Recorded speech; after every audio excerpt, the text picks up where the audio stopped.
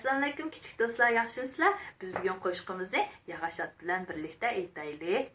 Unda bo'lsa 1 2 3 Yog'och etim var mening, kunda minib o'ynayman. Dadam ishdan kelguncha yo'llariga qarayman.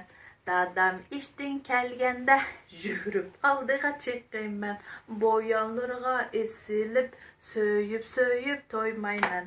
Dadam ishdan kelibla tomoqni yemaydi.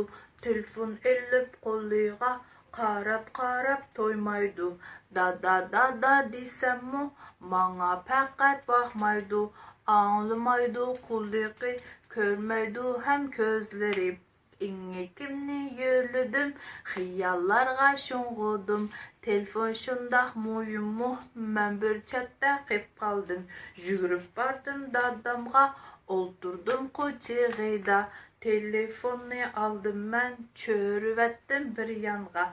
Kulak salgın candada, sana aytar sözüm ba. Yağaç atqa mingim yok, sen bilen oynayğım ba. Azraq vakit çıkargın, ummaq tatlıq balanga. Seni hoşal qiliman, erip içip kelgende. Hayır hoş. Hayır hoş.